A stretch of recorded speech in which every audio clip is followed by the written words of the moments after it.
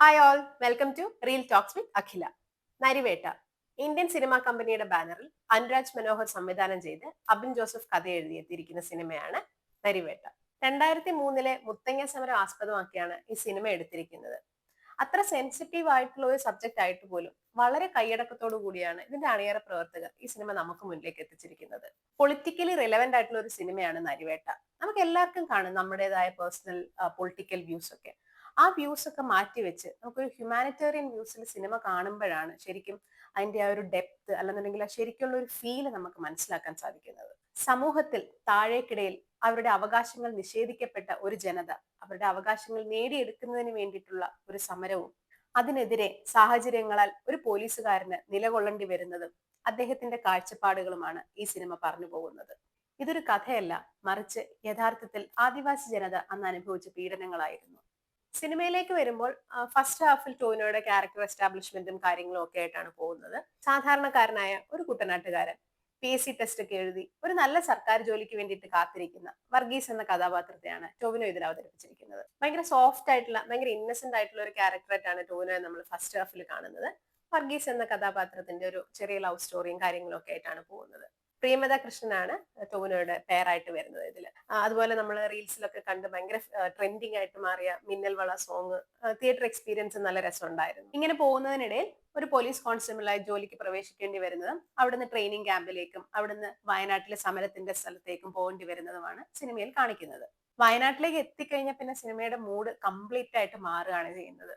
കാണുന്ന നമ്മളെ കൂടെ ഇമോഷണലി അവിടേക്ക് എത്തിക്കുന്ന രീതിയിൽ തന്നെയാണ് സിനിമ മുന്നോട്ട് പോകുന്നത്. ക്യാരക്ടേഴ്സ് അല്ലെങ്കിൽ പെർഫോമൻസസിനെ പറ്റി പറയുകയാണെന്നുണ്ടെങ്കിൽ എല്ലാവരും ഒന്നിനൊന്ന് മികച്ച പെർഫോമൻസ് തന്നെയാണ് കാഴ്ചവെച്ചിരിക്കുന്നത്. ടോവിനോനെ നോക്കുകയാണെന്നുണ്ടെങ്കിൽ ടോവിനോയുടെ one of the career best തന്നെയാണ് വർഗീസ് എന്ന കഥാപാത്രം.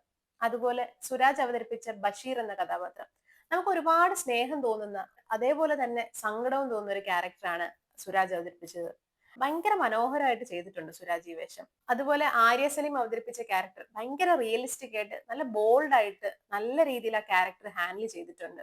അതുപോലെ എനിക്ക് ആളുടെ പേരറിയില്ല, താമി എന്ന ക്യാരക്ടർ അതിൽ അവതരിപ്പിച്ച പയ്യൻ, അവന്റെ പ്രകടനവും വളരെ മനോഹരമായിട്ടുണ്ടായിരുന്നു. അതുപോലെ എനിക്ക് ഇഷ്ടം തോന്നി അല്ലെങ്കിൽ നോട്ട് ചെയ്ത ഒരു ക്യാരക്ടറാണ് അവരുടെ കൂട്ടത്തിൽ ഒരു ചെറിയ മോൾ ഉണ്ടായിരുന്നു. ഡയലോഗ്സും കാര്യങ്ങളും ഒന്നുമില്ല, പക്ഷെങ്കിൽ അവളുടെ ആ ഒരു നോട്ടത്തിലുള്ള ആ ഒരു നിഷ്കളങ്കതയായാലും ഒക്കെ നല്ല രസമുണ്ടായിരുന്നു അതിന്റെ ആ ഒരു സ്ക്രീൻ പ്രസൻസ് ഒക്കെ കാണാൻ വേണ്ടിയിട്ട്. നരിവേട്ട ഒരു തിയേറ്റർ വാച്ച് ഡിമാൻഡ് ചെയ്യുന്ന സിനിമ തന്നെയാണ്. ഒരു റിയലിസ്റ്റിക് സ്റ്റോറി എത്ര മികവായിട്ട് എടുക്കാൻ പറ്റുമെന്ന് നമുക്ക് കാണിച്ചു തരുന്ന ഒരു സിനിമ കൂടിയാണ് നരിവേട്ട.